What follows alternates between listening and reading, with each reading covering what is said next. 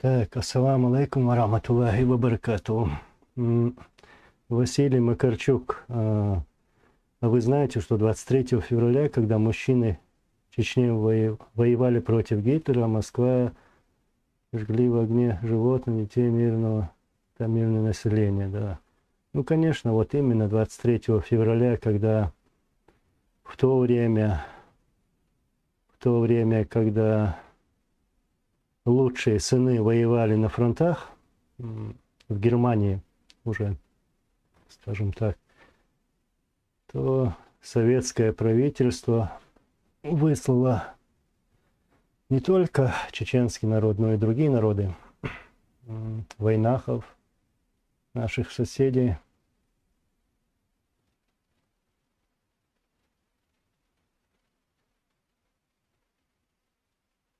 Джахар Дудаев, я Зингирсун, да, я видел, как ты писал насчет паспорта. Ну, сейчас я покажу даже. У меня этот паспорт, тот, если ты помнишь, который выдавался в 97-м, 8-м годах. А того зеленого, который сейчас появился, у меня его нету, и у кого можно его взять, достать, получить, я не могу сказать, ну, то есть я не знаю, я не в курсе пока. Андрей Орловский, Мускиева, Хлецта, Шидуашава, Аллах Азут Кобал Дольцер, Мускиевых я знал, хорошо знал, близко знал, вот, еще, скажем, с 96-го года. Ну, отважные ребята были, мужественные, и погибли, воюя против оккупантов. Аллах Азут Кобал Дольцер.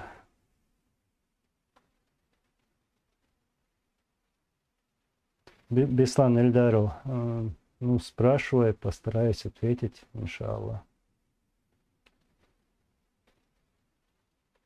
Ва алейкум ассалам. Дмитрий, я сейчас отвечу. Обязательно. Ну, пока он пишет. Вот, насчет... Ладно, секунду. Беслан Эльдаров, так, Закаевс и круглый стол, Хунда и Нир, я так и не понял. Дейла, Беслан интервал, ну, я не хочу комментировать это. Но, как мы знаем, это было объявлено, почему состоялся этот круглый стол, почему там была такая идея, они уже сами все это сказали. Вот.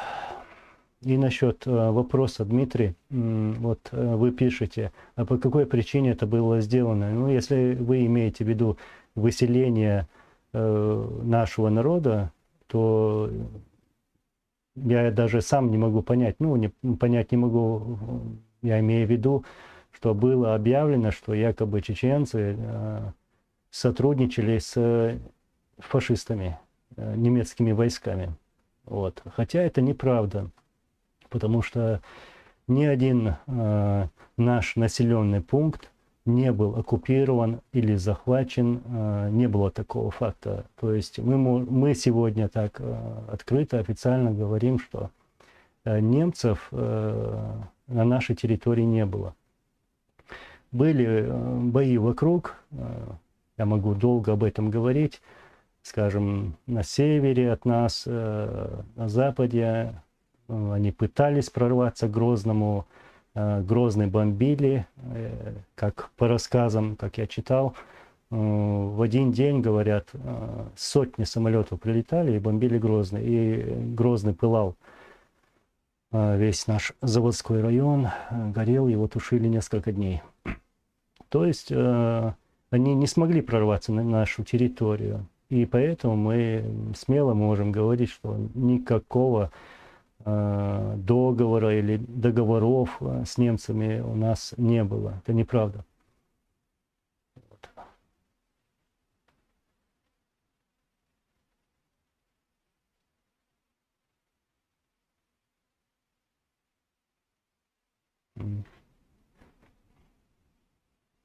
Ва алейкум салам ва рахматуллахи ва баракатуху.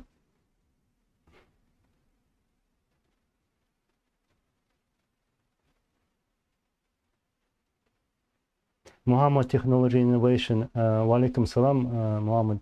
Ну, я не знаю, раньше люди жаловались, что не получают уведомления. Наверное, потому что у меня как бы не заранее запланированный эфир появляется, как обычно.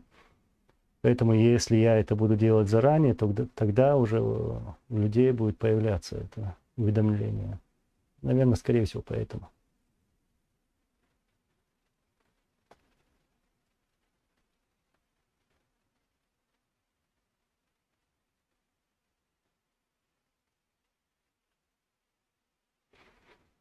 Баху, ва алейкум салам, на чеченском. Амин Аллах, Аллах газу тхобал дольцер масера. Вале. Махкар бохш, ют. Темш беш, войны туам чубаш. Дук. Нахаллак бинакцара. Аллах дейкал бойлиш, Аллах газу тхобал дольцер масера.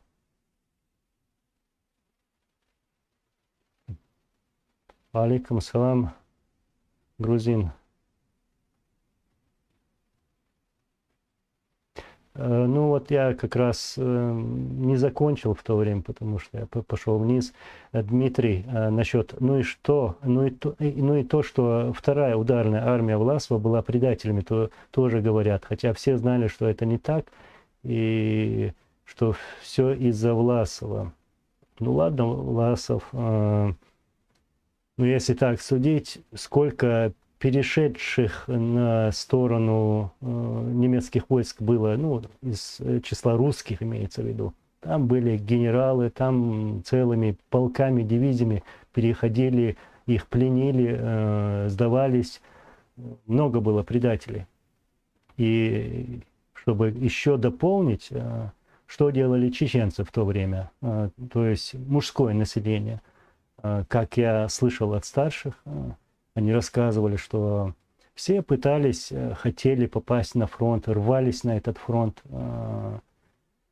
и воевали. И воевали мужественно, отдавали свои жизни. И еще нужно отметить, что наших чеченцев и ингушей было очень много чеченцев и ингушей в Брестской крепости, то есть именно первые бои той войны, Второй мировой войны. И многие погибли в этой крепости.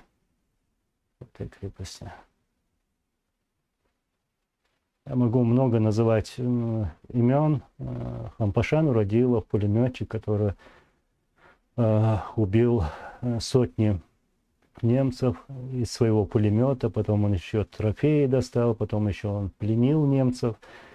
Есть целый офицер и Мавлади Висаитов.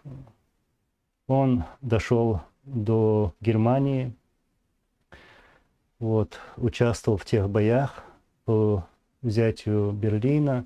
Встречался с американскими войсками, ну, вы все, наверное, знаете это, да. И получил американский орден Легион Чести, и даже он был выслан в Казахстан, в Среднюю Азию. Ва алейкум салам ва рахматуллахи ва баракатуху.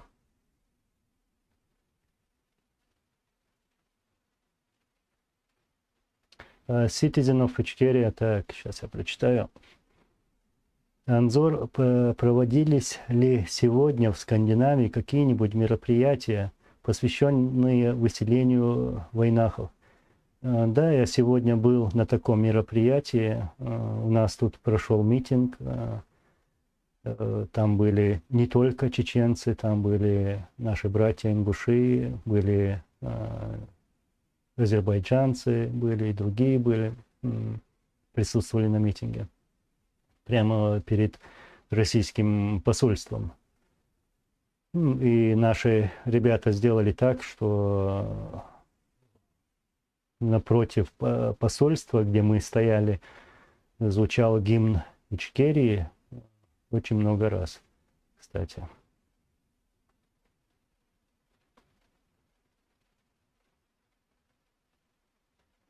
Да, Лизель, Сведика Мастераю.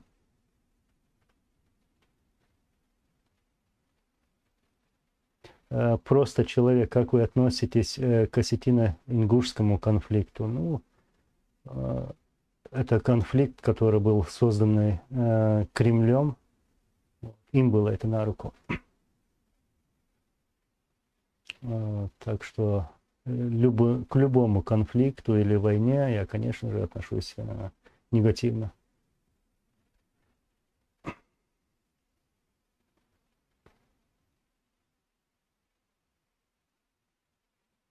Ури, да, полковник Висаитова, кавалер ордена от народа США, легион почета, ну, легион чести, да.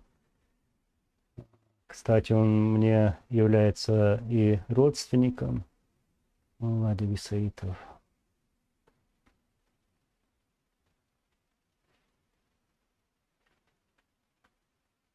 Алейкум салам. Дмитрий, вот именно, вот вы пишете, да, я с вами согласен, многие переходили на сторону фашистов, но не по этой вот причине стали относиться так ужасно ко всем людям и национальностям только из-за подозрения.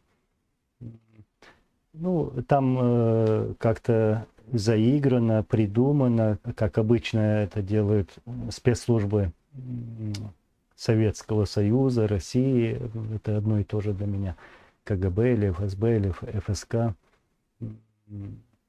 то ли мы чуть ли мы там белого коня не приготовили для Гитлера. Ну, это смешно даже, неправда. Это то же самое, тот же почерк, как в 99-м году или 94-м году чеченцев объявляют на весь мир то бандитами, то террористами. Вот. Это с одного адреса. Такие вот ярлыки вешаются.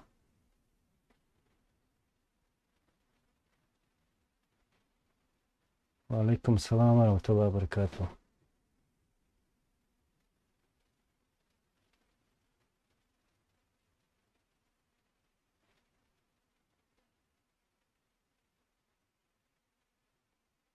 Амин, я Аллах.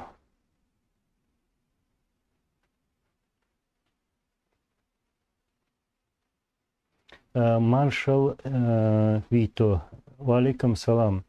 Так, ты пишешь, Анзор, было ли после депортации в чеченском обществе антигрузинское настроение, либо пропаганда от власти, так как эта трагедия связана со Сталиным, Берия, Гвишиани?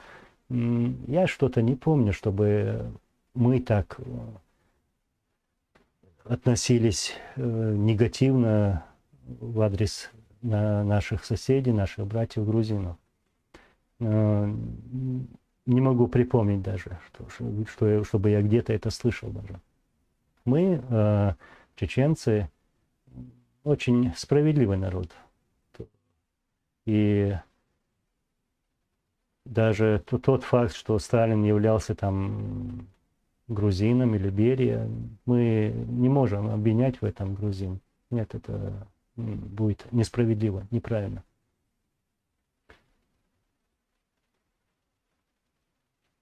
Наоборот, как я слышал, и многие, наверное, знают это, по возвращению наших дедов, отцов из Казахстана, из Сибири, как вы знаете, наши дома были заселены другими людьми.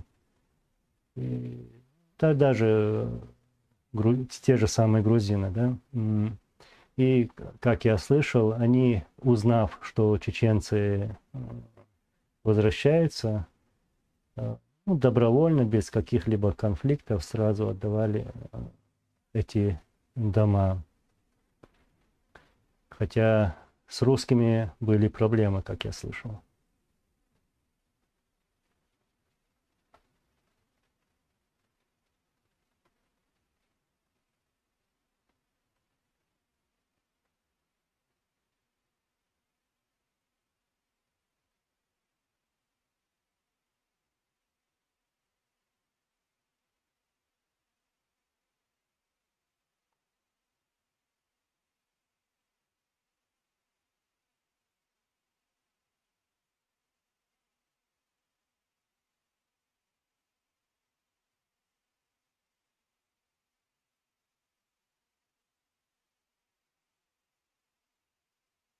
Ва алейкум салам. Грузии. Томас Мюллер. Это я вам. Василий Макарчук. Вот, ну, интересная мысль у вас. Все в мире, войны, теракты организует Москва. И войну в Карабахе сделали москвичи в 90-м году. Но, скажем так, Кремль, и теперь люди, сами даже русские, узнают эту правду. Вот. Тем более соседи начинают открывать глаза. Вот. То они в Украине, то у них, у Кремля интересы в Карабахе, в этой войне. Успели везде поссориться со всеми.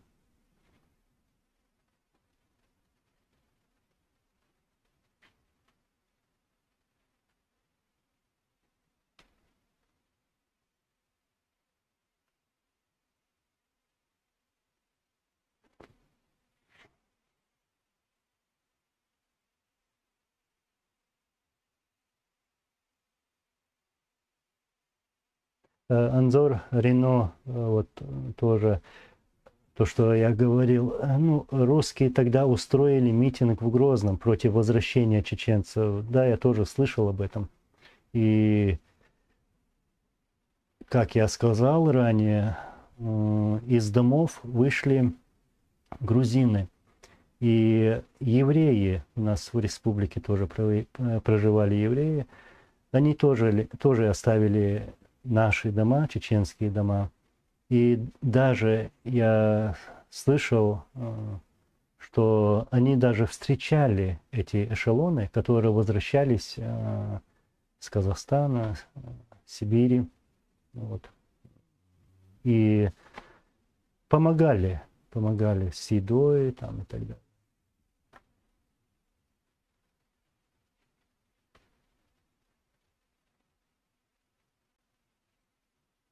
Ва алейкум ассалам.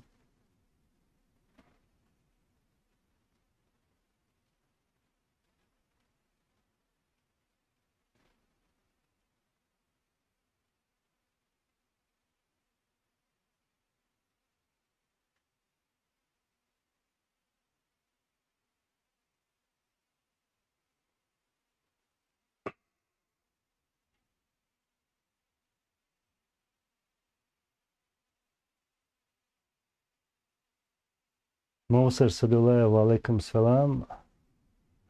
Масера Бойлай дал эту. Простой человек, это вопрос ко мне насчет, как вы относитесь к Дудаеву. Как отношусь? С уважением относился. Это был самый лучший из нас, наш первый президент. Аллах за твой благодарю.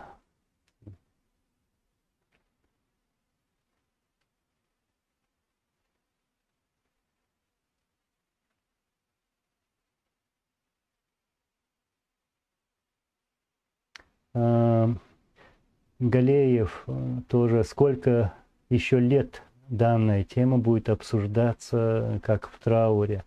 Всегда, потому что это история, я так думаю, и сегодняшняя дата, 23 февраля, это трагическая история, одна страница нашей истории, где во время этого геноцида погибло более половины нашего населения.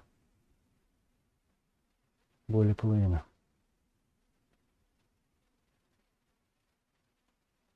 Аллах азат поблагодарится массеру.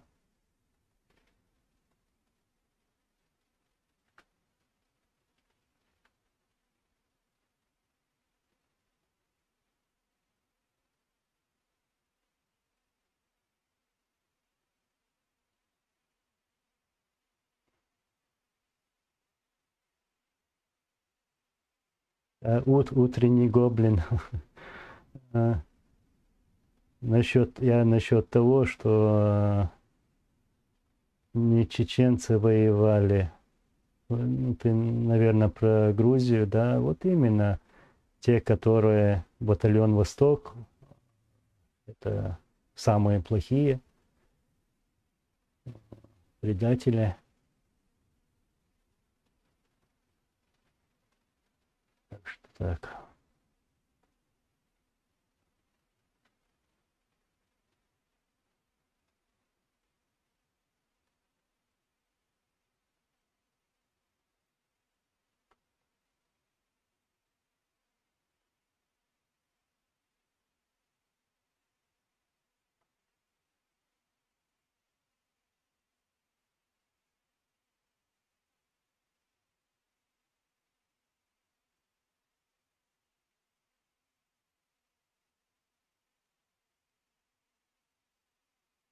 Но вы сейчас обсуждаете тему Грузии.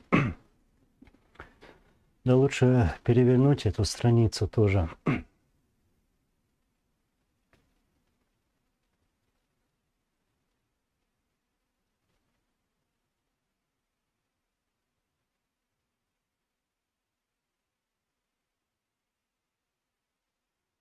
Эллер Британ, я тоже приветствую вас.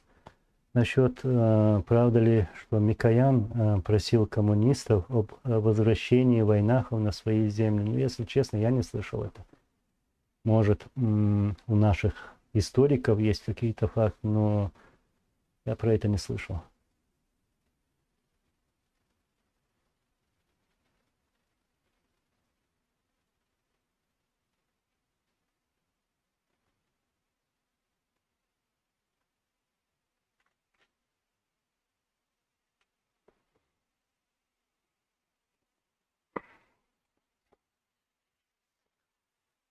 Я, наверное, раньше, сейчас я посмотрю тут.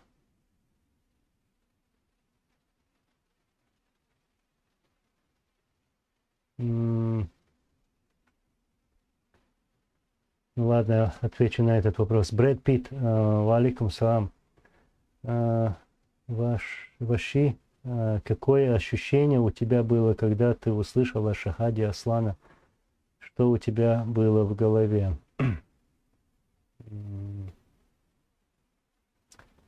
Ну, во-первых, это долгая история сейчас рассказывать, как я это услышал, например. Но сердце как-то подсказало, что да, действительно это произошло еще до того, когда я услышал это. Серьезно, вот так и было. Ну, во-первых, что не попал в руки живым. Вот что было бы сложно, трудно, если бы он попал к ним в руки живым. Вот. И горжусь, что мои лидеры, именно все лидеры моего народа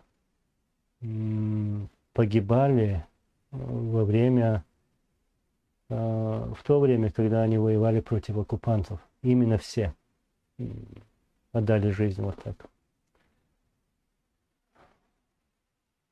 От шейха Мансура, вот, именно все, поочередно. Аллах радует оба вдвольце Масира.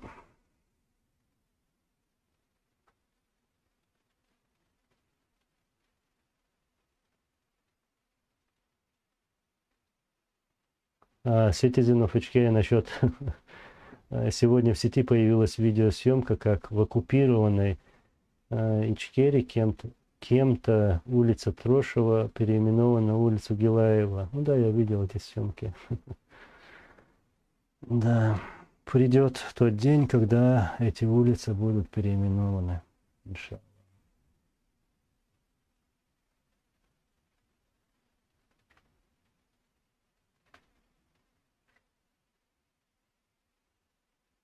Валейкум салам, брат. Сегодня трагический день. Пусть Аллах воздаст агрессорам и подарит свободу чеченскому народу. Аминь. Аминь, брат. Аминь. Очень много людей, как я сказал выше, ранее, было убито этими варварами. Более половины нашего народа были убиты во время этого геноцида.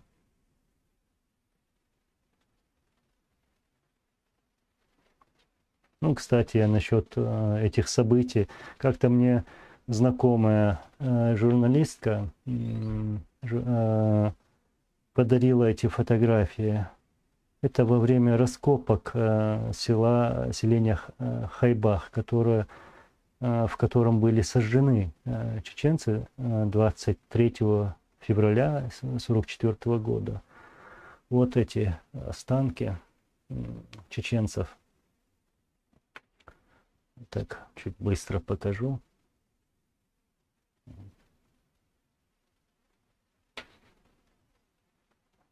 Я и раньше показывал эти фотографии. Это селение Хайбах. Вот. Это там же, в горах.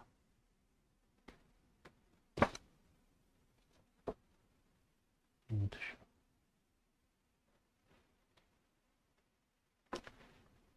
Еще вот это вот.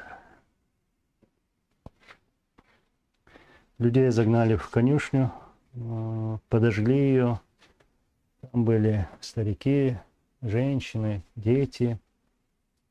И так расстреляли их тоже. Добили.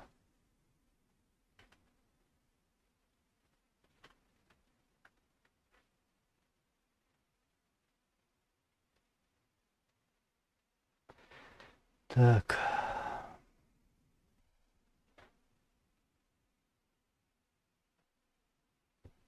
Томас Мюллер, да, надо быть вместе и вот не обсуждать такие провокационные темы, потому что за этими провокациями стоит Кремль, и им это выгодно. Если мы будем сидеть сегодня и обсуждать, то это им на руку, а не нам.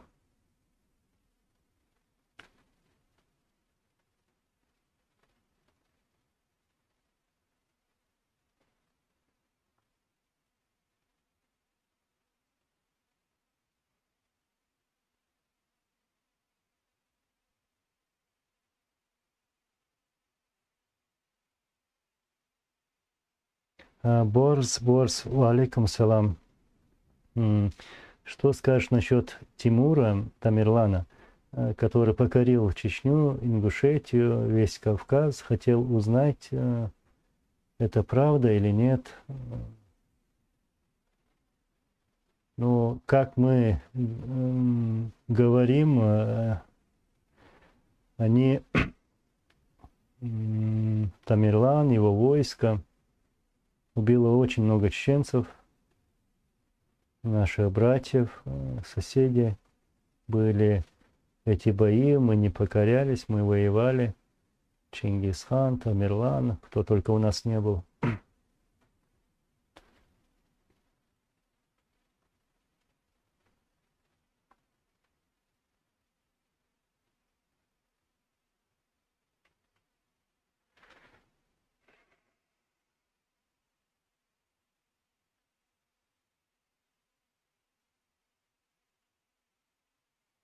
Галеев, я не понял вопроса насчет, зачем в Норвегии митинг подобный? Ну, как зачем? Это наша история. Вот. Мы должны помнить, передавать этому поколению. Вот.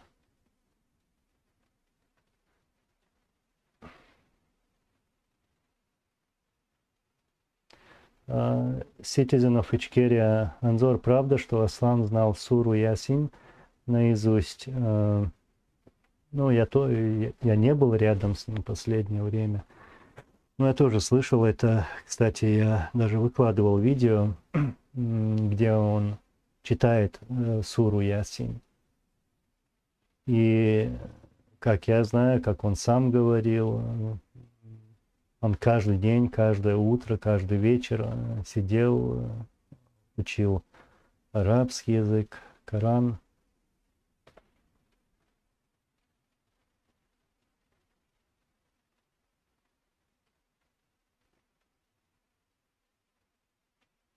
Утренний гоблин. Анзор, вам надо переехать поближе к Ичкерии, в Панкиси.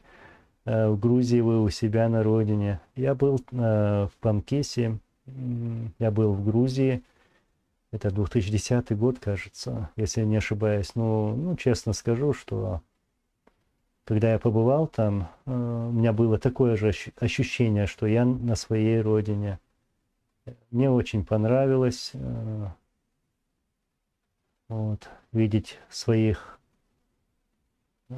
родных людей, родных, потому что вы для меня родные.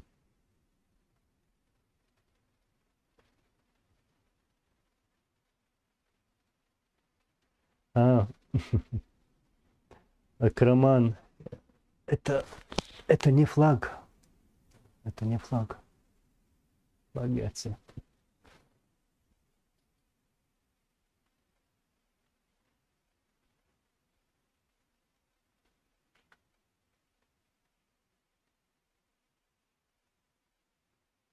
Так, кстати, брат, я неоднократно связывался с человеком, о котором говорил. Тот игнорит, хотя у него есть возможность создать эфир с тобой. Угу, ну я понял. Высокомерность портит человека. У меня есть что сказать насчет этого. Я как-то, наверное, выложу это в видео, посмотрим, где Масхадов, мой отец, президент, говорит именно вот эти слова, что наша беда в том, что мы высокомерны друг к другу. Вот. Нельзя быть такими. И я не знаю, кто тут показывает высокомерие. Но мне кажется, у меня его нету. Я готов к разговору, к диалогу без каких-либо проблем. То есть то, что мы говорили, все это в силе. Иншаллах.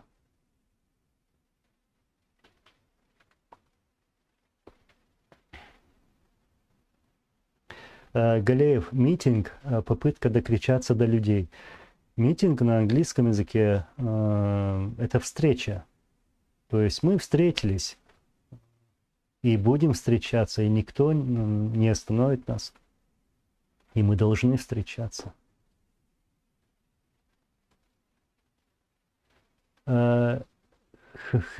Анзор, как ты думаешь, что мы сделали не так в Ичкерии, чтобы ты исправил? Но в то время в руководстве Ичкерии были люди намного умнее и мудрее, и с терпением, и мужественнее. И я считаю, что в той ситуации мы не смогли бы сделать бы больше, более. Почему? Потому что мы находились в блокаде, спецслужбы работали вовсю, чтобы очернить наш народ, чтобы подготовить этот ярлык, ярлык бандита, ярлык террориста, повесить на весь народ и начать войну. То есть война была навязана. Никто за ней не гнался, даже начиная от Джохара Дудаева. И в 99-м году Масхадов все призывали, Россию призывали к миру. Этих президентов российских, и Ельцина, и Путина. И были готовы ко всему, чтобы не допустить этой войны. Но война была навязана. Мы не смогли бы ничего сделать, потому что там сидели, там ее планировали в Кремле, и они ее начали. Так.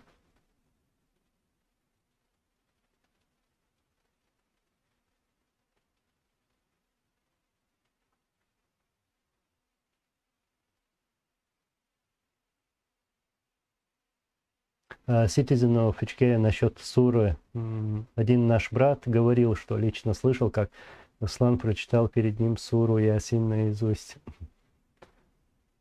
Да. Слышал.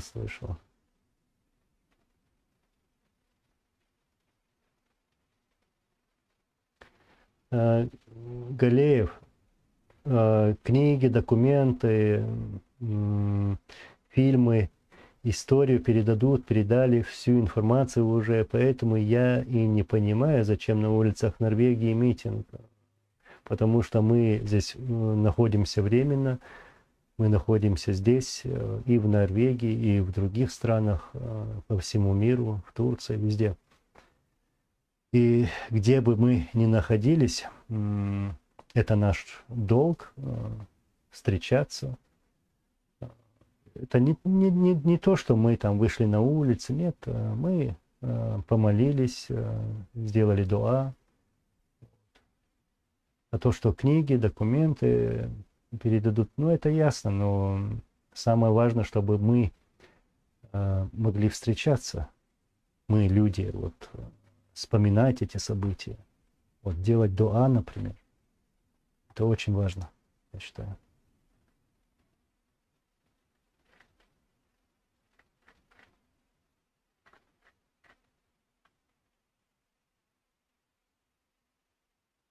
Shamil Nohchi. Trenger å vaske bilen snart. Jeg tenkte ikke i dag. Kanskje etter 2 dager, tror jeg. Men tusen takk. Так, я извиняюсь, это было на норвежском.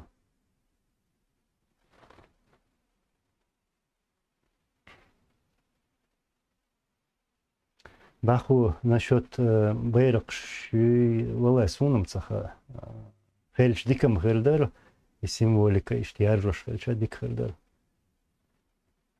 Маситтас хезасун бейрак шлюх швишт сун. Извиняюсь, я на своем испанском.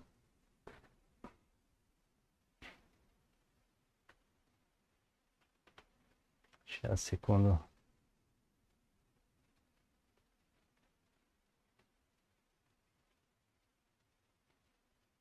Убийца Шогана в Чечне тоже помогли, чтобы эта война началась, но на разные группировки разделились.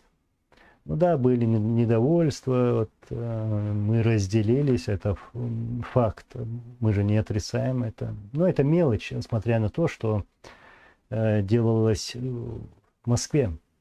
То есть это они сделали все, чтобы разделить нас, приложили все усилия, там работали спецслужбы, скажем, ядерной державы. А мы в то время вот-вот начинали, и мы не могли противостоять этим спецслужбам.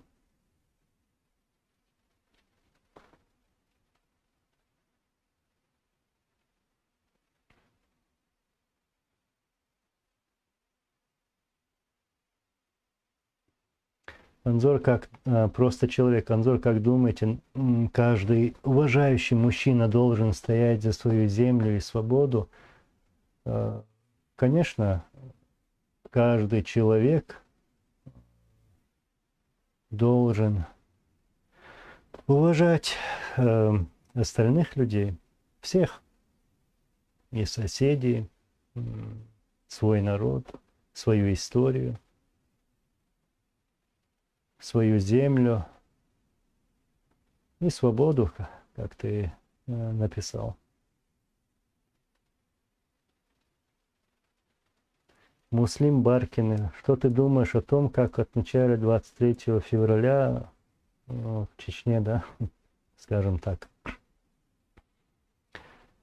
Я не знаю, что они там отмечают со своими медальками на груди.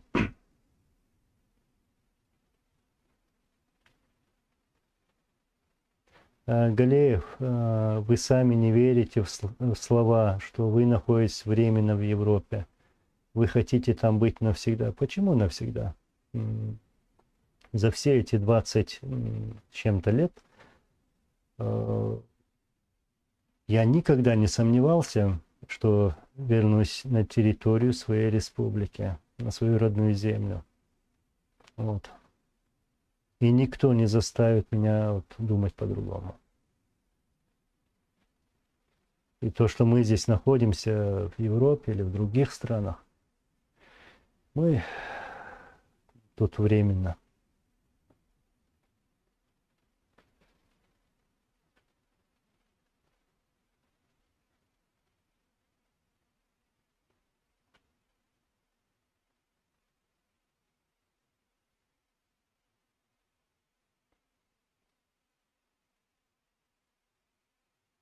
Джахар Дудаев насчет Анзор прочел СМС относительно Евгения Морозова.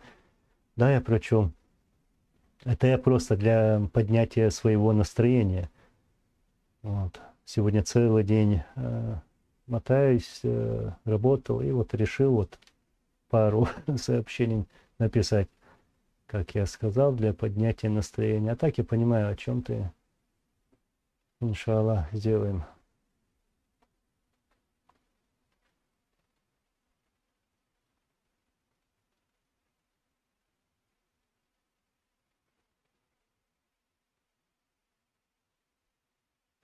Маршал Вито, вот насчет Зиады Гамсахурдия. Анзор, что вы думаете о смерти Зиады Гамсахурдия? Было ли это убийство или самоубийство? Что вообще об этом думал ваш отец? Ну, то, что я помню в то время, мой отец, будучи в то время начальником главного штаба вооруженных сил Чеченской Республики Ичкерия, он организовывал этот марш, вот, то есть похороны Зиады Гамсахурдия по указанию нашего первого президента Джахара Дудаева. Насколько я слышал, то это было убийство. Ну, из разных источников, из чеченских источников, из грузинских тоже. Вот.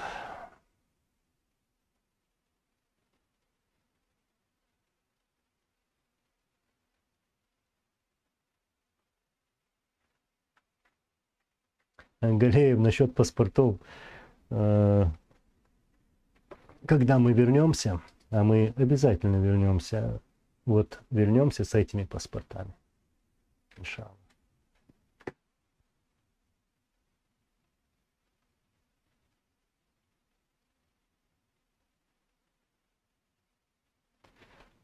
Просто человек, Анзор, а кем вы работаете в Европе? Ну, как я приехал сюда, я изучал язык, конечно, местный язык. А потом далее время не терял, устроился на работу, потом еще на дополнительную работу. Так что все халяль, как говорится.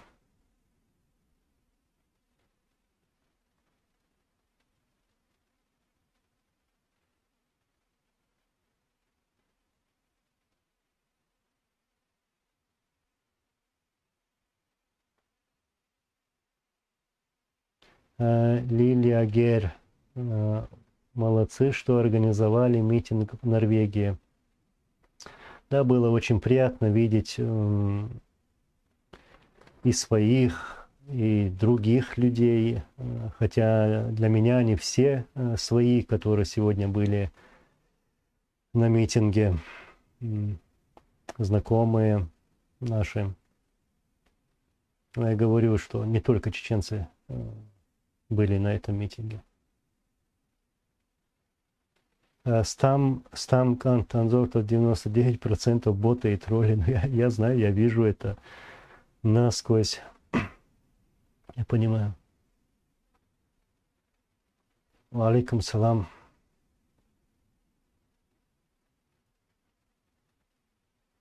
Вольф, а ты кто по нации, Анзор, да? Но если ты первый раз тут, на этом канале, я чеченец и горжусь, что я чеченец. Иншаллах.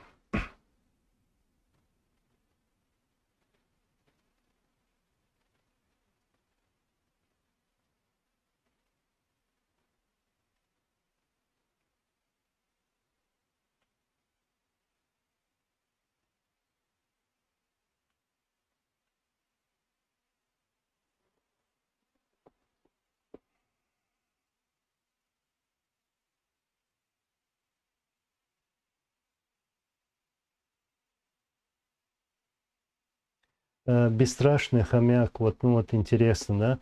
Сейчас. Анзор, а зачем вам свобода? Свобода — это еще большие оковы.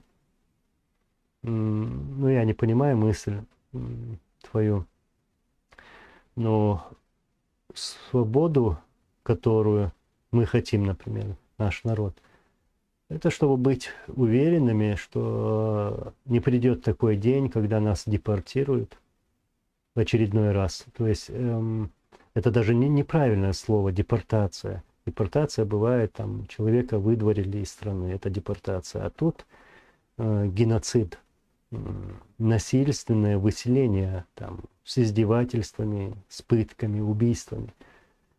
Чтобы такого не происходило. И чтобы ни у кого не было прав начинать войну против чеченского народа. Вот та свобода, о которой мы говорим. А так мы свободны. Ну, в том плане, что человек, который может открыто высказать свое мнение, я считаю, что это свободный человек, не боясь. То есть я хочу сказать, что мы хотим гарантий безопасности для чеченского народа, которых у нас нет сегодня, этих гарантий.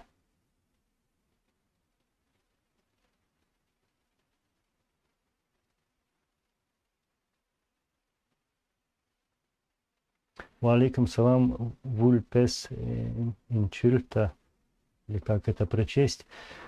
Да, сегодня были митинги.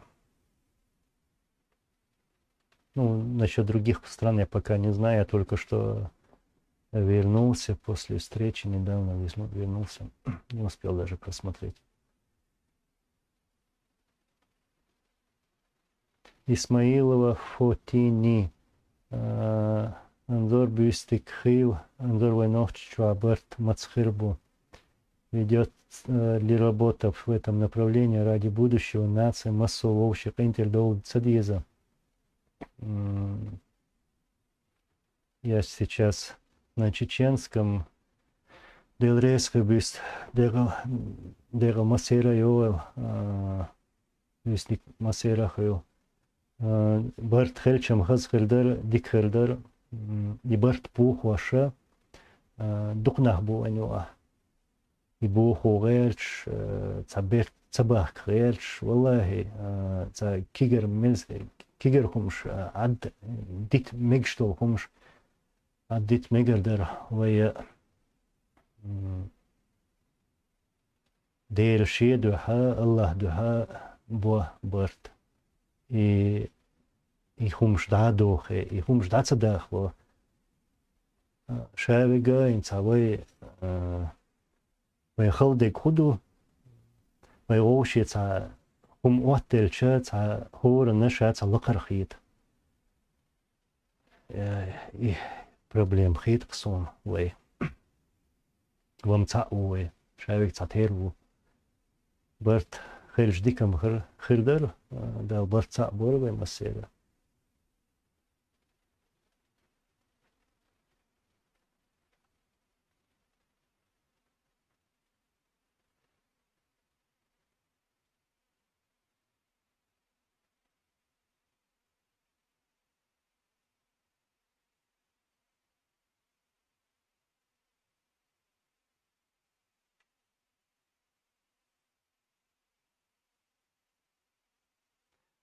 Абдулмалик Нохчоев, Анзор, почему ты не рассказываешь все как есть? Ну, включи камеру и расскажи, как есть, если ты знаешь, как это или что-либо там было. Мы тебя поддержим. Ну, найди место, где я там ошибся или сказал неправду. Скажи.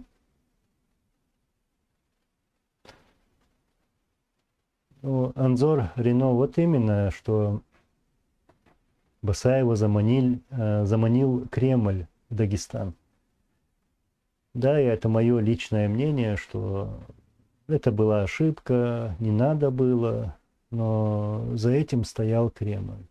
Вот об этом надо говорить. Кто планировал, кто его, скажем вот так, затащил туда. Не называются другие фамилии, которые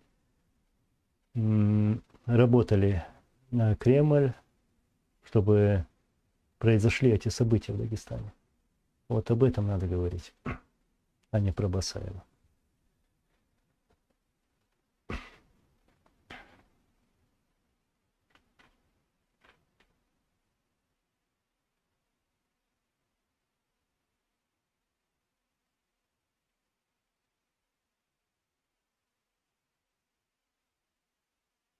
Юсуф Соборо, 23 февраля, дата геноцида чеченского этноса российскими оккупантами, а не депортация. Желаю нам всем избавиться от этого термина.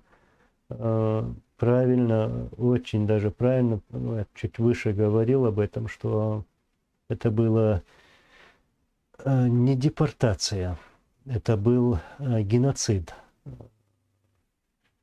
Нас не депортировали, нас убили и на своей родной земле, и во время выселения. Вот что произошло. Это был геноцид. Или можно называть этноцид тоже.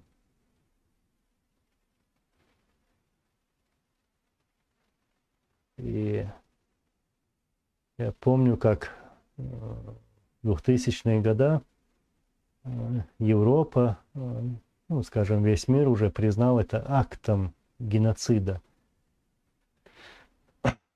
То, что произошло в 1944 году, 23 февраля.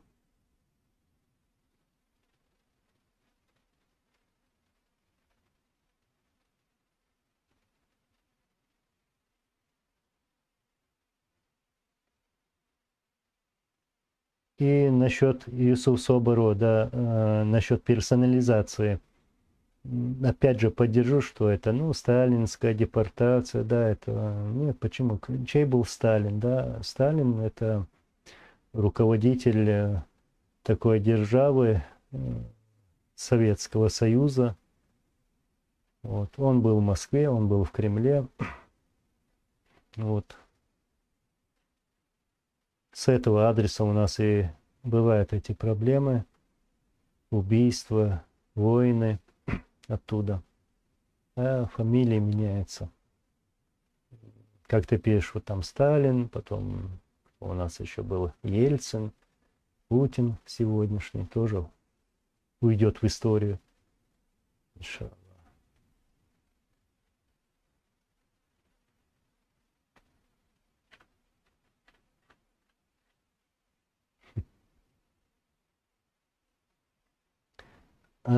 Антиосетно войс. Анзурхау Хайбелхан Мачот это последнее время. Эрболхан Ваймасар Бич Дикардара. Рам с Дикарду Даун Халха Масан Халха. Абдулмалик Нохчоев, ты знаешь, что нашего президента Масхадова предали именно Басаев, Умаров и другие. Ну, раз уж ты так говоришь, я мог бы просто проигнорировать то, что ты написал. Покажи факты. Или ты говоришь теми словами, которые прозвучали на канале ЧГТРК. Вот. Неправда. Неправда.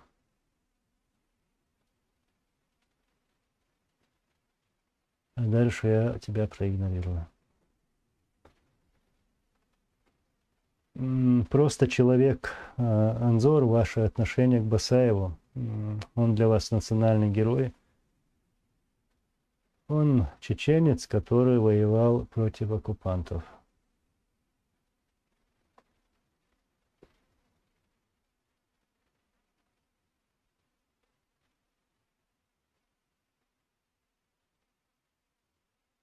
Анзор, что вы думаете о Навальном, к примеру, если он станет президентом России?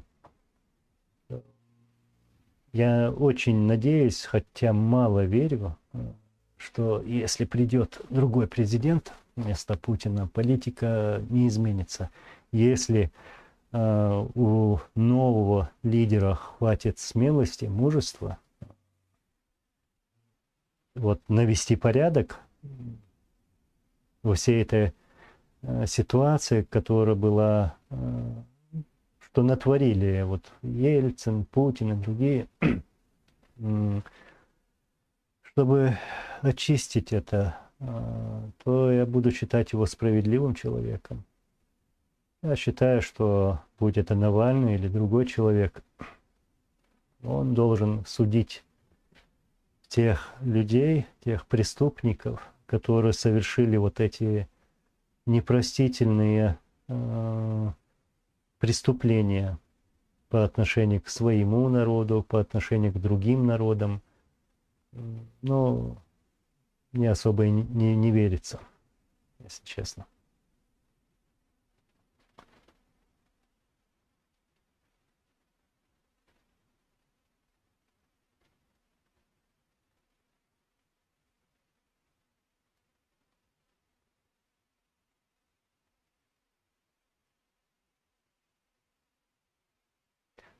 Бесстрашный хомяк.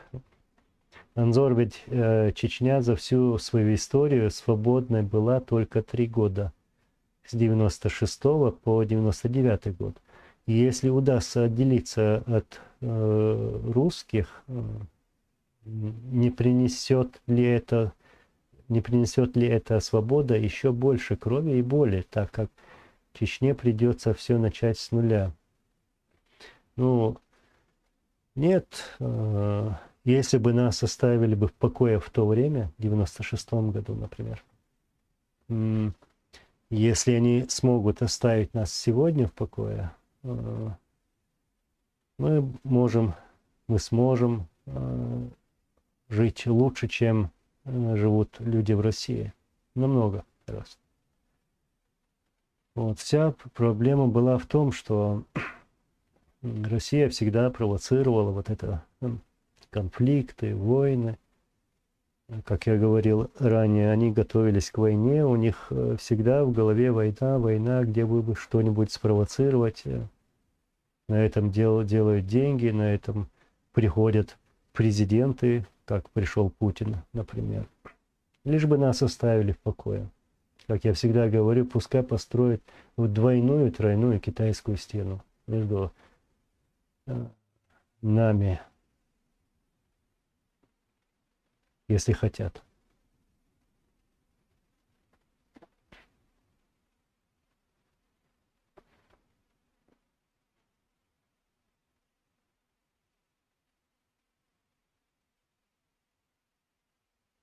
Алейкум салам, Хамзат Куриев.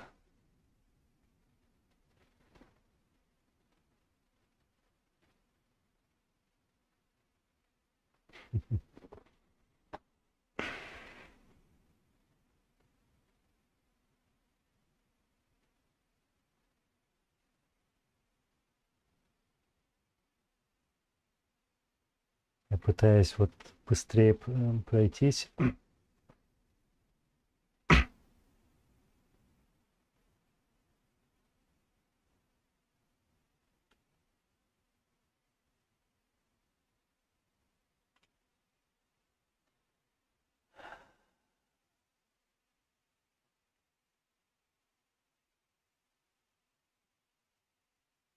Muhammad Technology Innovation. Поход Басаева на Дагестан был недостаточным для начала полномасштабного вторжения, поэтому и взорвали дома в России.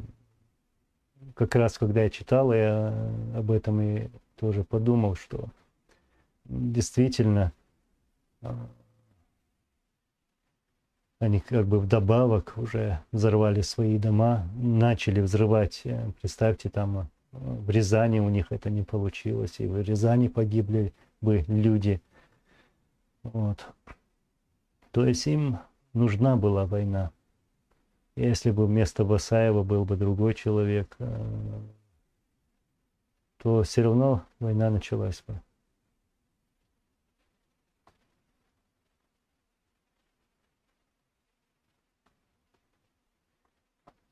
Просто человек. Анзор, как вы думаете, убийство Дудаева было подлым или самым обычным убийством, которое происходит на войне? Нет, это было запланированное убийство. Это преступление на государственном уровне. Военное преступление, это просто неописуемо. Я в том плане, что как можно убить человека, который предлагает мир, который готов к миру. Вот. И насколько я знаю, и все мы знаем, все наши лидеры хотели этого мира, все лидеры, и требовали этого мира.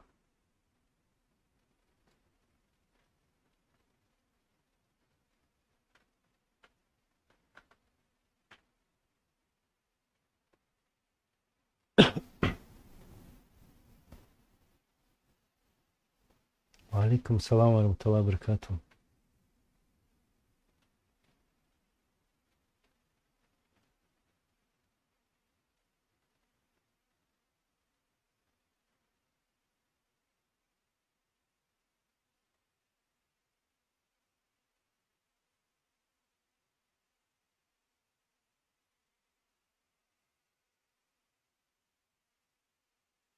Стелла ла ресфу массана дуэл ла гяч ла декал болиш ла ресфу.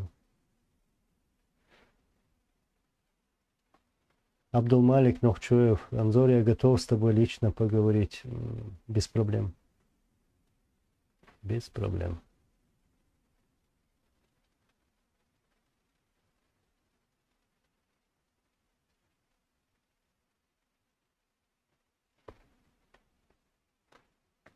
Профессор Преображенский, Рено, если слушались бы Масхадова, войны не было бы 100%.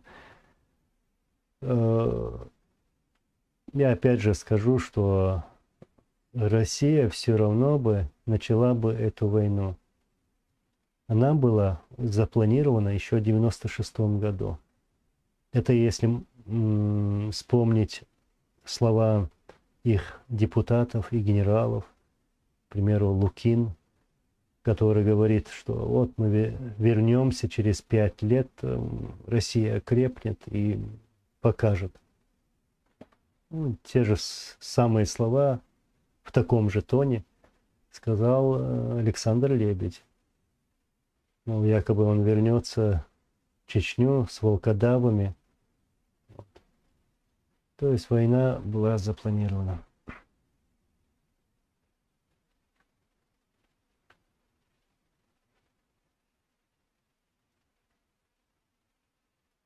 Немецкий солдат насчет наших братьев, черкесов. Очень интересно.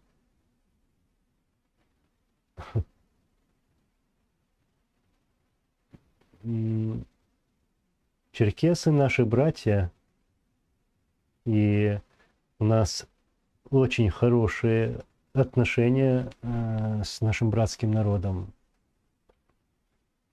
Вот. И сегодня у меня много знакомых, общение есть с черкесами.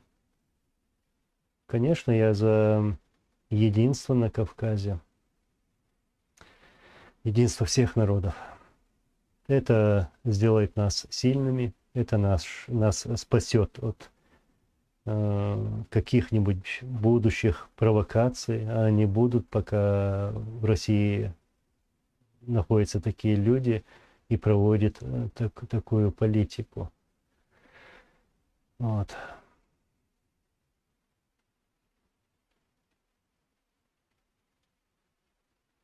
Просто человек насчет захвата. Анзор, как думать, почему русские вспоминают захват школы в Беслане Басаев, но при этом не говорят про резню в Самашках, когда русские сжигали мирных жителей, или взрыв в Шарое. Ну, таких случаев, таких трагедий можно вот часами сидеть и говорить об этом, приводить примеры, их очень много в нашей истории. То, что они сделали, российские оккупационные войска, вот, то, что они совершили в селе Самашки, в Новых Алдах, вот, в других населенных пунктах, можно сказать, во многих населенных пунктах было совершено такое: Мескер-юрт, Курчалой, Бачи-юрт, Цоцин-юрт, Атагах. То есть очень много. Им надо вот это вспоминать и говорить. И там говорят, что вот Басаев захватил Буденновске больницу, хотя это неправда, это не Басаев не захватывал эту больницу. То есть я имею в виду про роддом. Но и был такой случай во время боев в Грозном, когда российские оккупанты захватывают 9-ю горбольницу. Вот. И издеваются над людьми. И прикрываясь ими, они покидают эту больницу. Вот где была трусость. Вот. Об этом надо говорить. Ну, я, конечно, противник того, что это происходили такие случаи, такие акции в Беслане, там, в Москве или в других местах. Противник всего этого. Но нужно быть справедливым. Мы всегда вот оправдываемся, извиняемся. Почему нам никто не извиняется? За все то, что они сделали. Вот.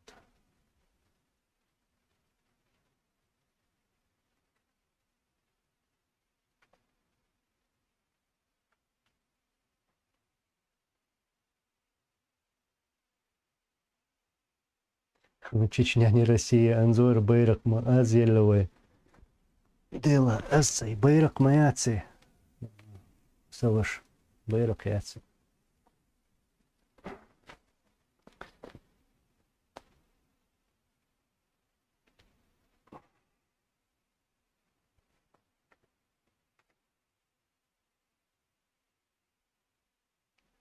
Баху, Адик, Далюэля. Сейчас, секунду.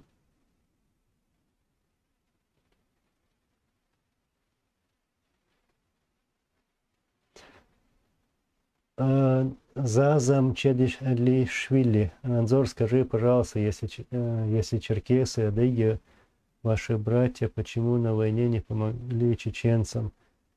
Вы же им помогали в Абхазии. Где пропали конфедерация кавказских народов? Ну, наша проблема в том, что я сейчас отвечу по-другому. Когда начиналась война, путинская война, в 99 году Масхадов обратился, наш президент обратился к лидерам кавказских республик. Дагестану, Осетии, к другим, ко всем. И призвал их к встрече. Он им сказал: если мы допустим эту войну, мы допустим там, чтобы Ельцин, а в то время был Ельцин, начал войну, то это обернется более масштабной войной. война будет, хотим мы, не хотим, война не будет, будет не только в Ичкерии, но и на ваших территориях тоже. То есть это была мощная провокация против Северного Кавказа, наших республик. Ну, секунду.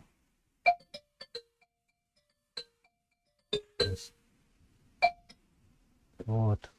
И это обращение было проигнорировано.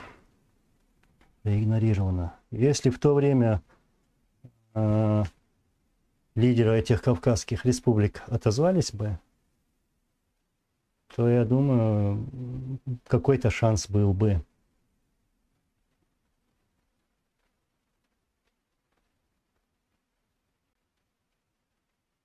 Просто человек насчет Анзора, я слышал, что иногда чеченцы отзываются плохо о ингушах из-за того, что они и так далее, и так далее. Ну, я не хочу эти темы провокационные обсуждать. Я сегодня в этот важный для нас день стоял со своими братьями-ингушами. Вот. И вот такие темы я обсуждать не хочу.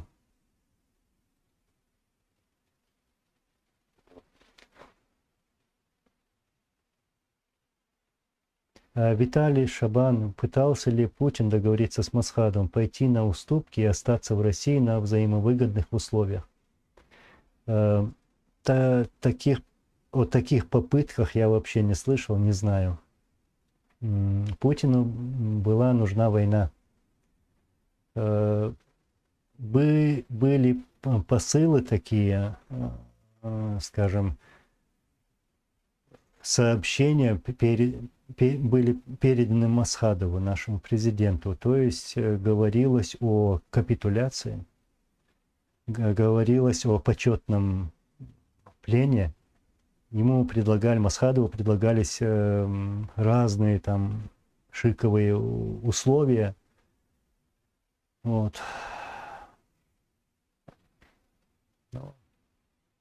Таких, это наоборот, наш президент предлагал и Путину, и на весь мир заявлял, что мы, чеченцы, Ичкерия, против войны. Если нас где-то в чем-то обвиняют, то мы готовы создать такую комиссию, и чтобы эта комиссия была международной, чтобы расследовать там где моменты, где нас обвиняют, там в Дагестане, взрывах домов, всякая вот эта чушь. То есть мы это предлагали, что готовы к расследованию на международном уровне. Видите, и даже тогда Путин и вся эта банда проигнорировала вот эти предложения. Ну, им нужна была война.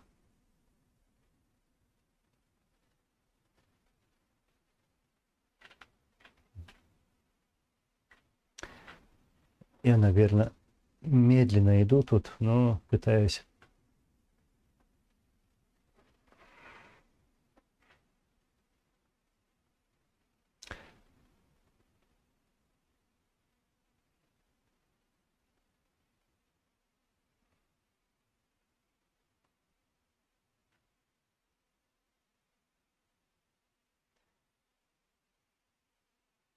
И насчет того, что, как я ранее говорил, что Масхадов обратился к лидерам северокавказских республик. Нас просто оставили с этими варварами один на один. С ядерной державой. Заблокировали нас.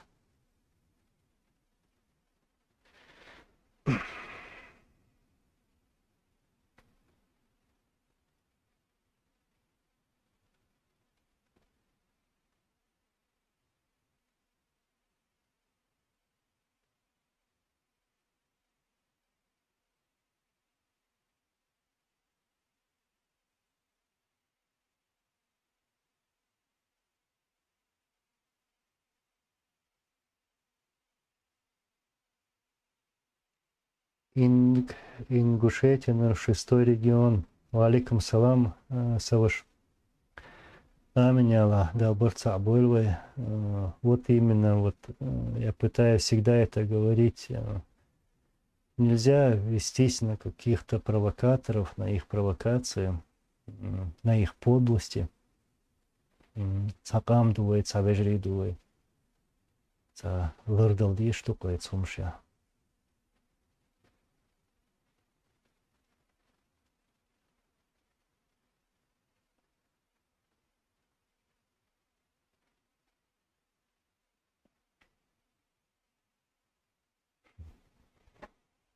Абдулла, поджигая насчет боярышника, как Ельцин начал войну, да.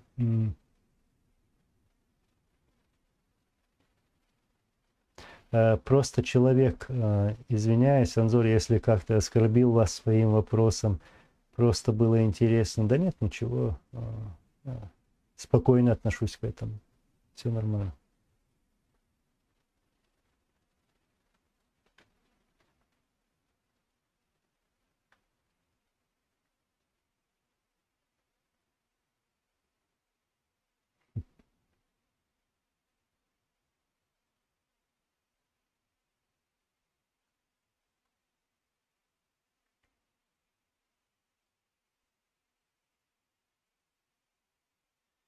Так.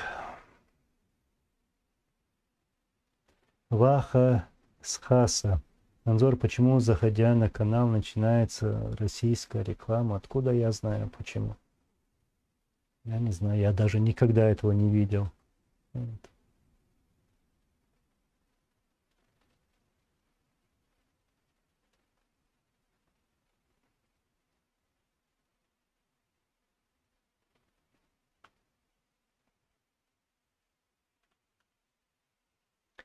Просто человек насчет признания Ичкерии как независимое государство из-за, ну, вот, ты спрашиваешь, это из-за страха?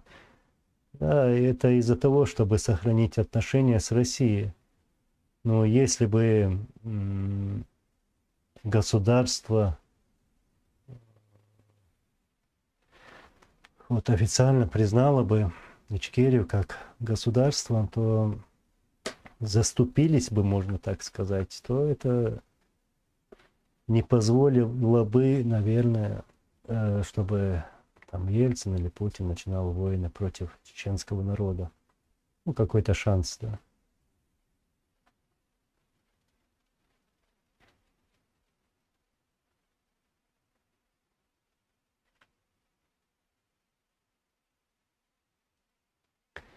Альберт, Алик, отводи ребят. Как я люблю эти слова.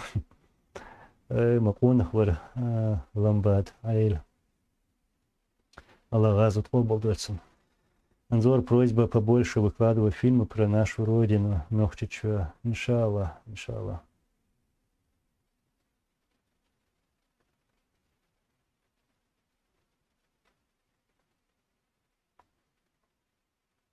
Тимур Тек. Кавказ должен стать единством и создать союз между собой. Вот именно нам этого союза, единства не хватает на нашем родном Кавказе.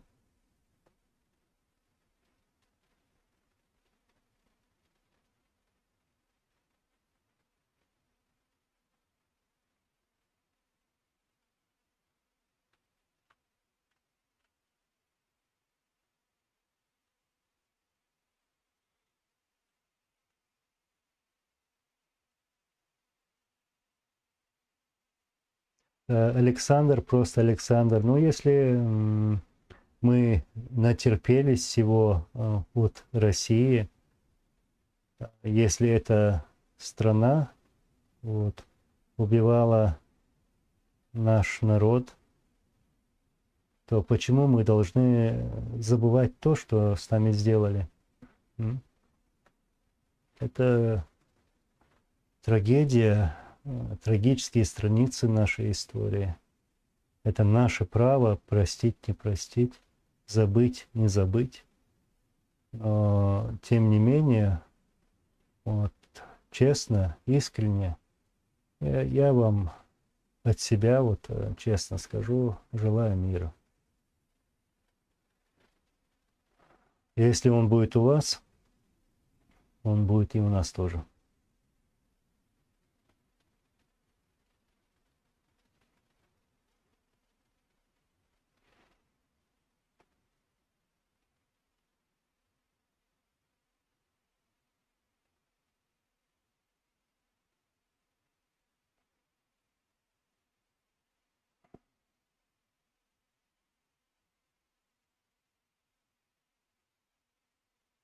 Валейкум ассалам. Олегас Вегас, здравствуйте.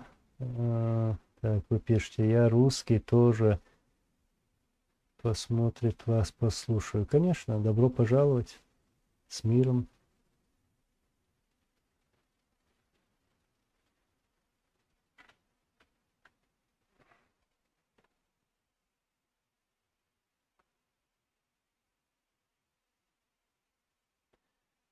Немецкий солдат, насчет, если у меня соцсеть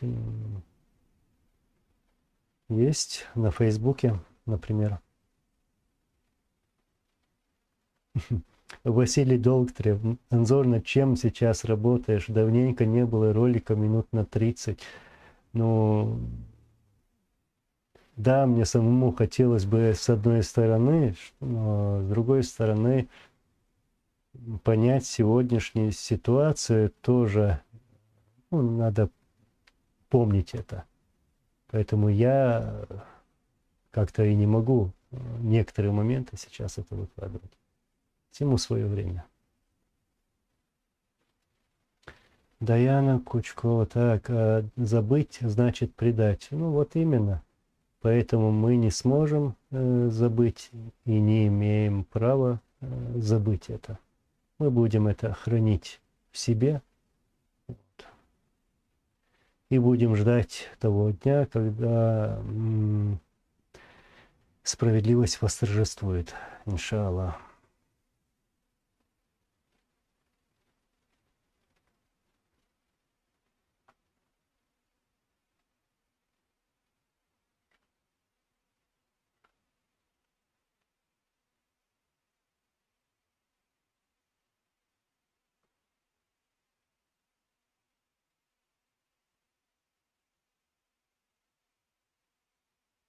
Маршал Вито, насчет Анзор, как вы думаете сейчас, Чечня готова стать независимым, условно говоря, завтра? Да хоть сегодня. Мы ждем этого дня, как я сейчас сказал, когда справедливость восторжествует. Когда наш народ наконец-таки обретет вот эти гарантии безопасности, чтобы наконец поставить точку в этих отношениях, российско-чеченских отношениях.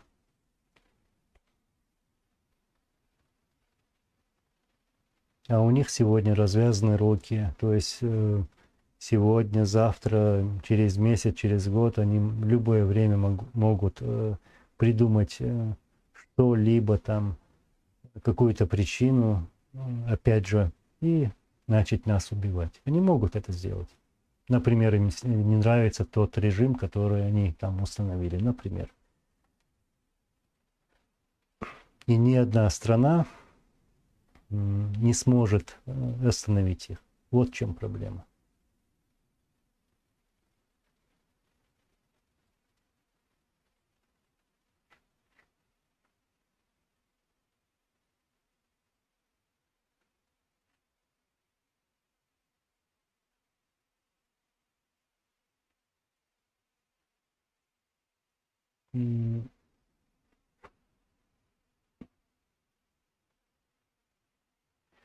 Насчет Пирс Броснан. Анзор, что скажешь насчет Мусы Темишева? Почему постоянно везде подчеркивает, что он идеолог Ичкерии, идеолог чеченской революции и так далее, и так далее? Ну, я считаю, что человек должен не меняться, вот не менять свою позицию, идти по этой позиции всегда, то есть знать, что он хочет, этот человек. И не должен он, человек, находиться под каким-то влиянием других людей, других настроений.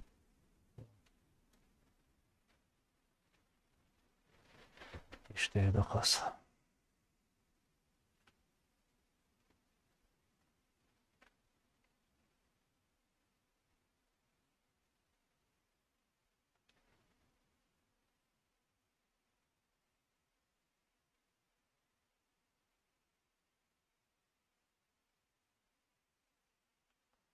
Да, сейчас я на своем испанском нохчу, дальше я прочитать не могу. Басаевца Хеллегари, Вышца Хеллегари, Расиобо Мил Хеллегари, Туам Кяч Бина Чубар Болшбар. Из инс Ахязинч, инс Хюгбас, он Хайниха, Кичанахай, Масанахай. Туам Кячина Дуканер. Шо туам Бали Кошухалах Кячин был, туам Келли туам. Милцига хелля бахана хелля газ кшейт вам боккар болшбар. İşte bu. Модердиц.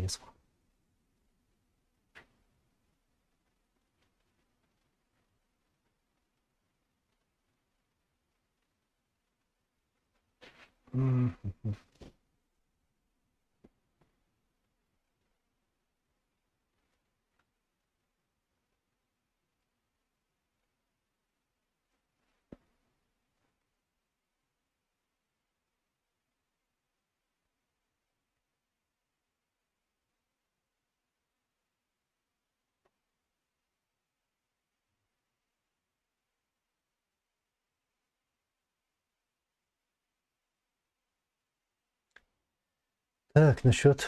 Так, Даяна, как вы думаете, что будет с новым поколением, воспитанным этим пророссийским режимом? Я знаю, что люди все равно понимают, люди знают, не все потеряно. Хоть они пытаются изменить что-то там, можно сказать, зазомбировать людей. Им это не удастся все равно.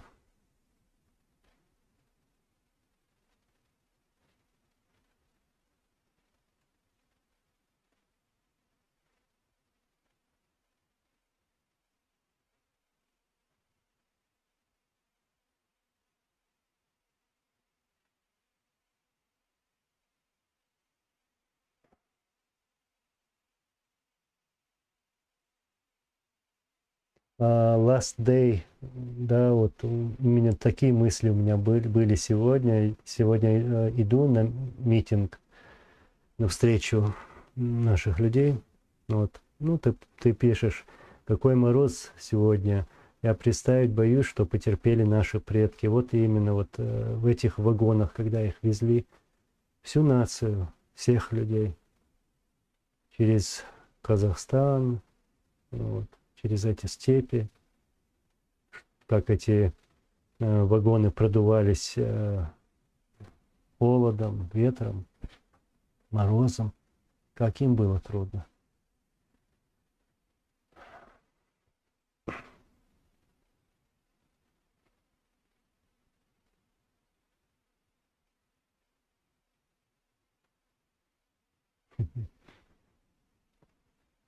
Да.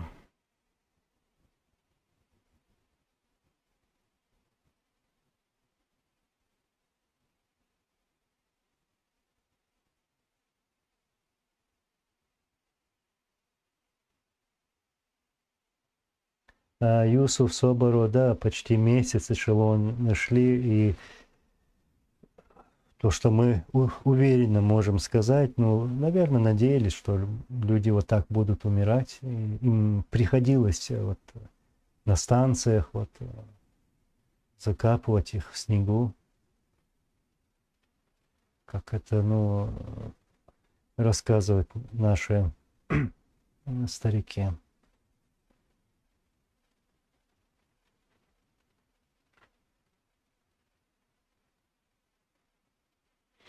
Раб Аллаха, Аллах, рейс вай масанаху.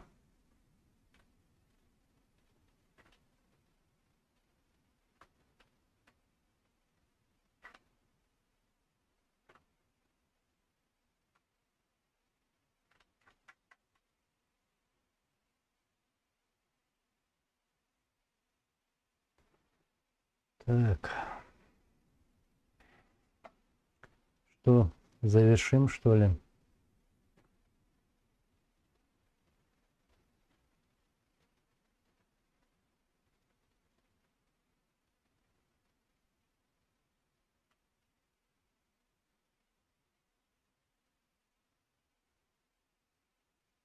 Максим Шмелев, алейкум салам, Максим. Войну можно было избежать, если мировое сообщество вмешалось для предотвращения ввода российских войск на территорию Чеченской республики Ичкерия в 1994 году. Конечно, если бы большие государства мешались бы, там санкции были, как они сейчас делают по отношению к России, вот тогда, наверное, Ельцин и его команда, наверное, не осмелилась бы, если бы жесткие такие требования, санкции, если бы были. Я считаю, что этим странам просто было наплевать. Нас оставили вот так убивать наш народ.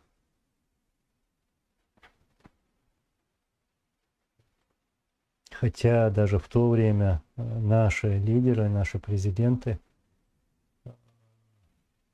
пытались достучаться вот до этих лидеров больших государств или организаций, там ООН и так далее, и так далее. Но они, скажем так, промолчали, проигнорировали.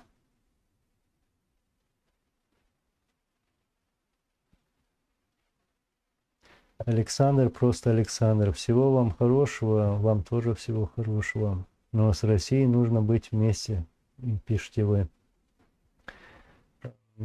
Ну, у меня лично другое мнение. Но мира желаю, чисто искренне.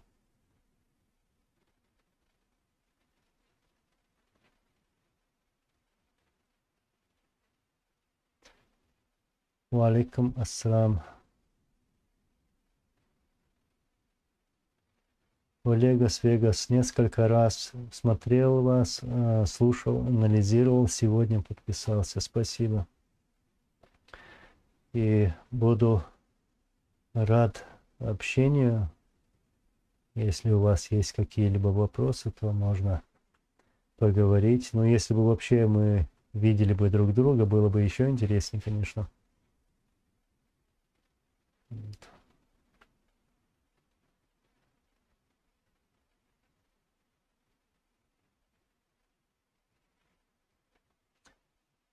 После всего того, Габриэль, после или Жабраил, после всего, что Россия сделала с нами, я считаю, что мы не должны быть с ними, да, как соседи, иметь какие-то соседские отношения, да, пожалуйста.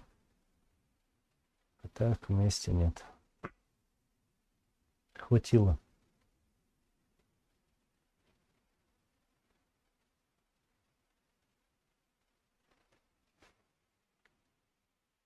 Пирс, Броснан, Анзор, будут еще видео с митинга? Скорее всего будут. Да, да, постараюсь это сделать. Иншаллах.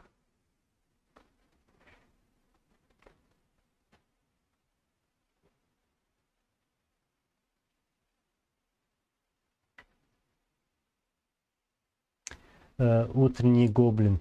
Как сделать так, чтобы больше не допустить 23 февраля и как, чтобы не воевали друг с другом? Насчет 23 февраля не только чеченский народ, но и другие народы были депортированы,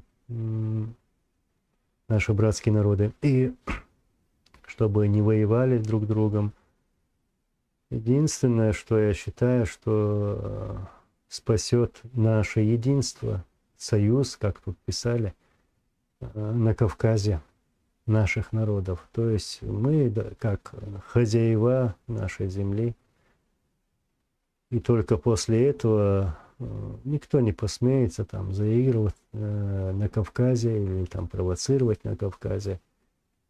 Вот, только тогда, если мы будем готовы стоять друг за друга, тогда.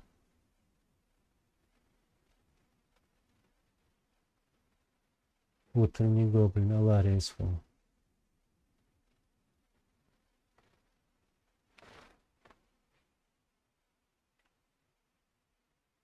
Ибрагим Алханов, как могло вмешаться международное сообщество, если при всех видимых признаках обязано вести миротворцев в Украину и не решается? У этого международного сообщества свои интересы. Когда у них есть свои интересы, вот в чем-то, где-то, когда-то, то они пойдут как бы на все.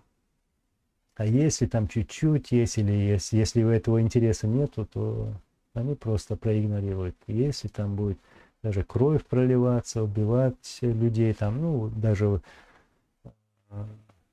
уйгуры, их убивают, но все молчат, весь мир молчит, ничего не делает.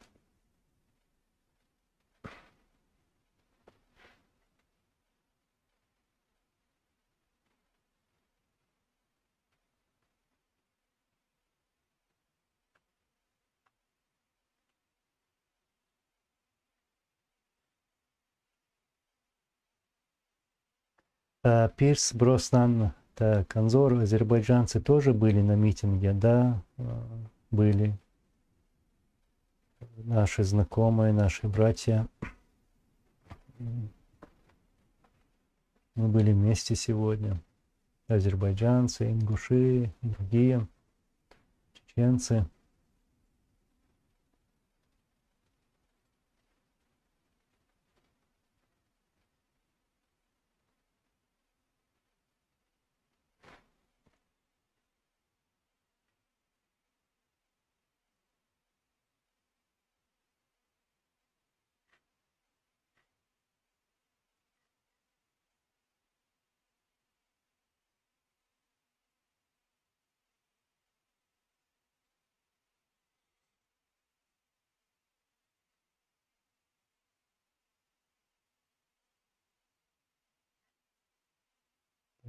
Я сейчас пытаюсь до конца дойти, а потом уже, наверное, завершу сегодня.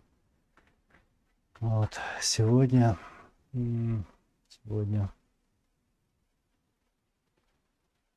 с искренним, наверное, называется «Ехали, выполнишь».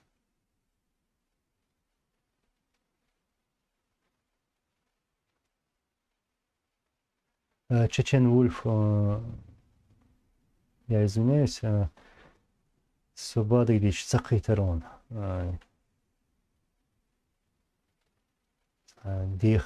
Дихардер Сюк.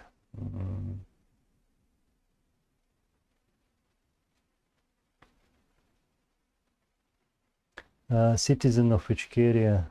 Да, я знаком с Майрбеком Тарамовым. Знаком.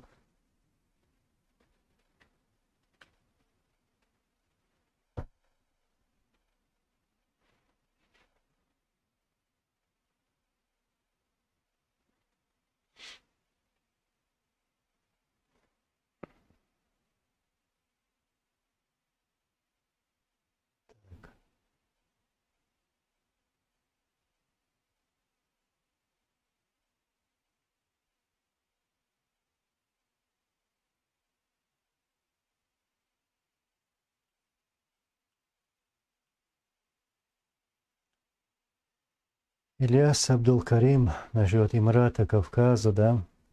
Ошибка или нет? Ну, я за свою республику, за Чеченскую республику Ичкерия, которая, с которой пришлось подписывать договора, важные исторические документы, подписанные нашим президентом и президентом Российской Федерации.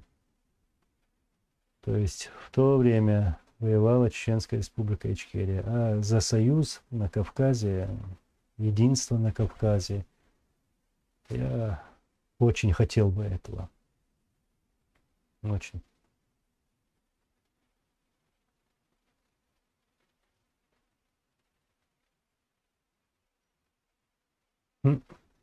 Как найти? Я прочитал твое сообщение, да, я сейчас тоже на часы посмотрел.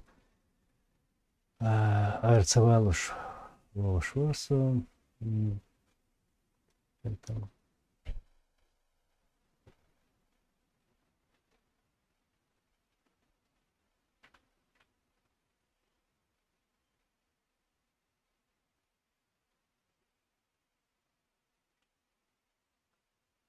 Так, дойду-ка я до конца все-таки. Я не хочу обсуждать, я тут вижу последние вопросы насчет границ, насчет карт. Нет, я не хочу этого обсуждать. Все мы все знаем. Поэтому как-то не надо трогать эту тему. Абу Садам Шишани. Дела, гол электро маршвол. Есть как раз Арвал Эрчворк. Матамшин Бобу. Дела Абук. Тамшин Бот. Валикум салам. Абу Садам Шишани. Тана Ришт. Дедолдера гол электро. Allah резхул. Allah этвобур. Асера.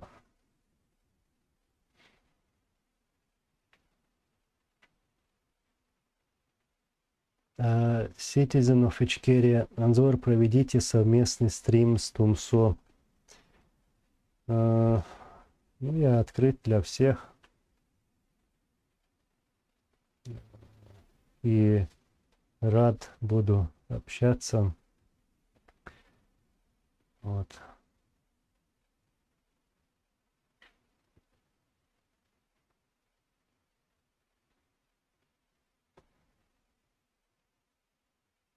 Last Day, Анзор, я не прошу обсуждать это насчет карт. Я просто хотел узнать, была ли карта Ичкерии или нет.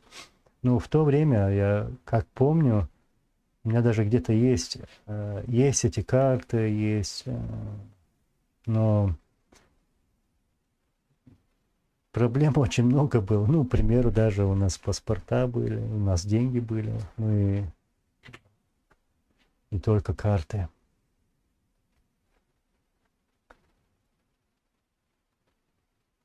Вот еще интересная тема. Muhammad Technology Innovation. Анзор, что мы, проживающие в Европе, можем сделать сегодня для восстановления суверенитета Ичкерии? Ну, когда в первую очередь единство, вот, мы не должны отталкивать в сторону то, что происходит у нас дома сегодня. Это наша общая боль, это наше родное. Вот. И если у нас в чем-то где-то будет это единство, барток, махчумакта, вот тогда Аллах нам поможет во всем, и только тогда. Дальше мы все восстановим. И суверенитет, и независимость, и справедливость тоже, иншаллах, с помощью Аллаха. Барт безумен, барт.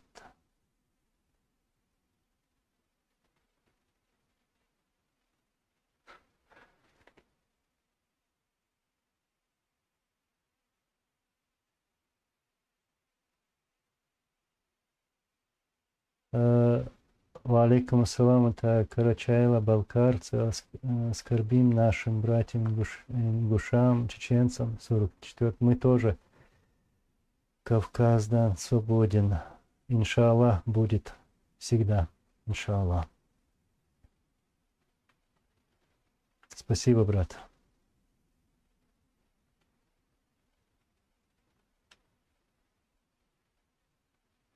Так, ну ладно, завершим.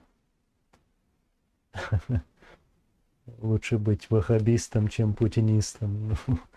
Ну да.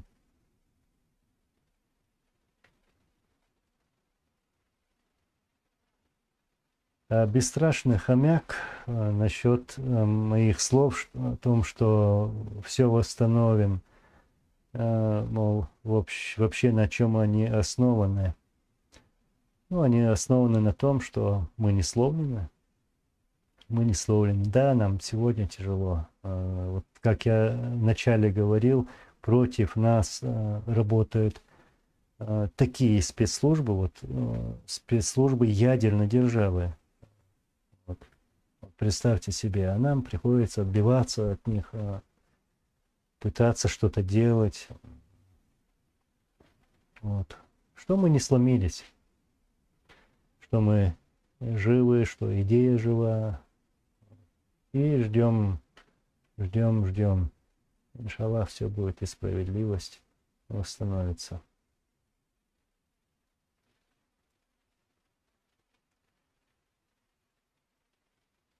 Так, хорошо. Валикум салам. Аллах рейсвил, КМС Вольник, Томас Мюллер. Валикум салам. Ну что, уходим. Масана Аллах рейсвил. Благодарю вас всех. Все будет хорошо, иншаллах.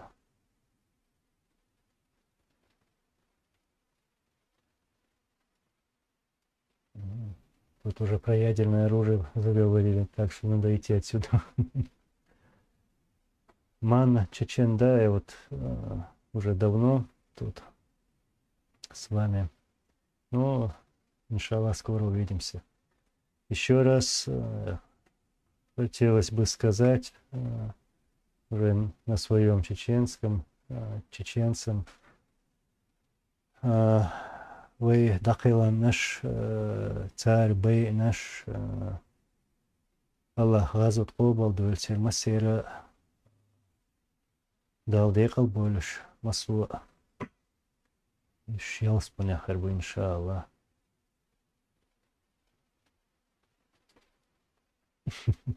Саддам, Абу Саддам Шишани, нет, надо посмотреть. Дыйду Аллах, рейсвы Масану. Еще раз благодарю. Всего хорошего. Мира, главное.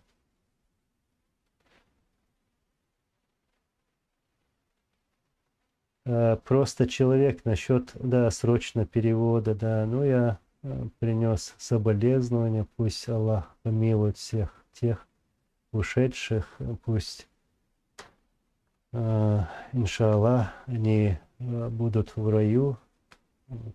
Это были соболезнования.